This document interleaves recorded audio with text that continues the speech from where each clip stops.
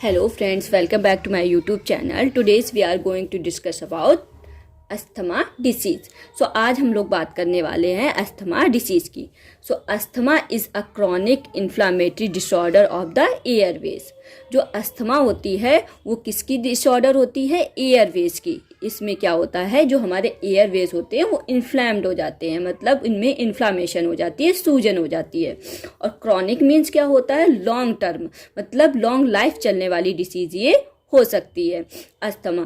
Asthma is a condition in which your airways narrow and swell and may be produced extra mucus. अब क्या होती है? Asthma एक ऐसी कंडीशन होती है जिसमें हमारे एयरवेज जो होते हैं, जैसे कि ब्रोंकाई, ब्रोंक्यूल्स जो होते हैं, उनमें क्या हो जाता है? स्वेलिंग आ जाती है और ये नैरो हो जाते हैं। कभी कभी ये क्या करते हैं कि एक्स्ट्रा म्यूकस को भी प्रोड्यूस करते हैं। अब हम पहले बात करते हैं नॉर्मल कंडीशन की। जैसे हमने सांस को अंदर लिया, ये हमारी ट्रैकिया में पहुंची, ट्रैकिया के बाद ये हमारी ब्रोंकाई में पहुंची, ब्रोंकाई के बाद ये ब्रोंक्यूल्स में पहुंचती है और ब्रोंक्यूल से ये हमारी एल्वोलाई में पहुंचती है। एल्वोलाई का क्या काम होता है? ये हमारी बॉडी में गैस एक्सचेंज का काम करती है। जो हम लोगों ने एयर के थ्रू ऑक्सीजन को लिया था अंदर, वो हमारी एल्वोलाई के थ्रू कहाँ चली जाती है? बॉडी के अंदर चली जाती है। और जो हमारी बॉडी में CO2 प्रेजेंट होती है वो हमारी एल्वोलाई के थ्रू ब्रोंक्यूल्स, ब्रोंकाई से होते हुए बाहर चली जाती है। ये हमारी नॉर्मल कंडीशन हो गई। अब हम देखते हैं कि अस्थमा के पेशेंट में ये कंडीशन कैसी होती है। जैसे हमने सांस को अंदर लिया, ये हमारी ट्रैकिया में पहुंची, ब्रोंकाई में पहुंची, उसके बाद ब्रोंक्यूल्स में पहुंचती। इसमें क्या होता है? अस्थमा की कंडीशन में जो हमारे एयरवेज होती हैं, ब्रोंकाई, ब्रोंक्यूल्स, इसमें क्या हो जाता है? स्वेलिंग आ जाती है। ये मैंने एक ब्रोंकाई का नॉर्मल सा स्ट्रक्चर लिया हुआ है, जिसमें कि जो इसकी वॉल है ये नॉर्मल है, इसमें क्या है? इनफ स्पेस है। जब ये स्वेल नहीं है, ये नॉर्मल है, तो इसमें इनफ स्पेस है। यहाँ से हमारी बॉडी में एयर जाती है, आती है आराम से, कोई दिक्कत नहीं होती है, कोई ऑब्स्ट्रक्शन नहीं होता है। पर अस्थमा की कंडीशन में क्या होता है? यही बॉल में स्वेलिंग आ जाती है। तो इस कंडीशन में हमारी बॉडी से जो एयर आ रही है और जो जा रही है उसमें क्या हो जाता है?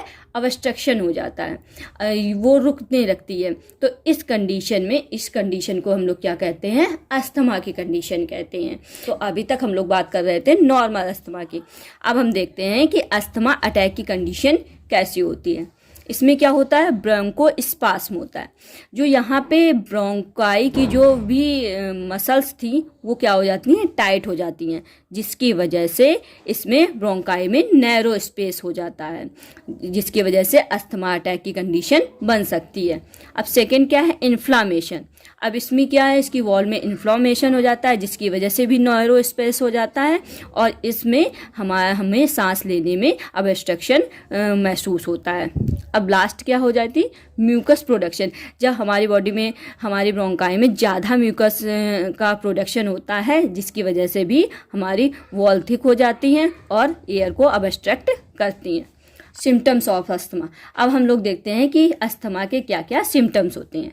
तो वीजिंग क्या होता है? एक ऐसा साउंड प्रोड्यूस्ड होता है जैसे एक सीटी जैसी वजह, विस्लिंग साउंड प्रोड्यूस्ड होता है जब हम लोग सांस लेते हैं और छोड़ते हैं। सेकेंड हो गया कफ। हमारी बॉडी में ज़्यादा कफ बनने लगता है। Shortness of breath. नॉर्मल सी बात है, जब हमारी ब्रोंकाई में नैरो स्पेस होगा तो यहाँ पे क्या होगा कि हमें ब्रीथ लेने में प्रॉब्लम होगी। लास्ट है चेस्ट टाइटनेस। अब इसमें क्या रहता है? चेस्ट में टाइट या टाइटनेस हमें समझ में आता है।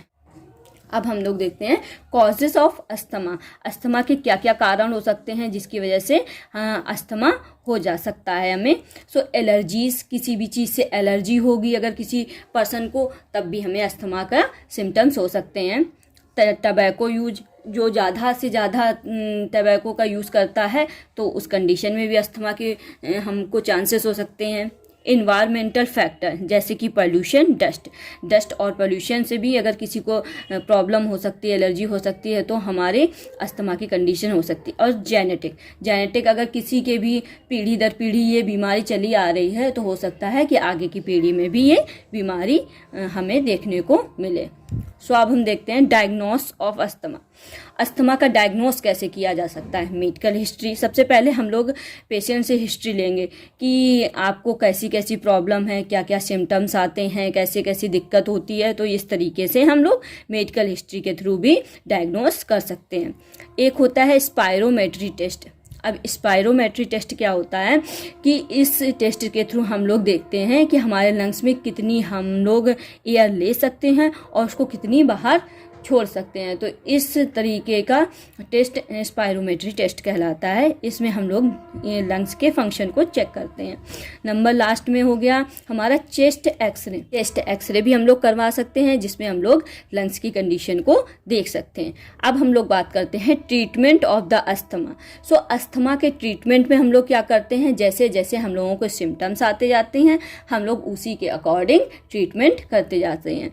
बाकी हम लोग क्या करते हैं कि ब्रोंकोडायलेटर्स देते हैं, एंटी इन्फ्लामेटरी मेडिसिन का यूज़ करते हैं अस्थमा के ट्रीटमेंट में। आज हम लोगों ने अस्थमा के बारे में पढ़ा। आई होप आपको समझ में आया होगा। सो ऐसे ही वीडियो को देखने के लिए हमारे चैनल को लाइक करें, सब्सक्राइब करें, कमेंट करें। Thanks for watching. मिलते हैं नेक्स्ट वीडियो में। Bye bye, take care.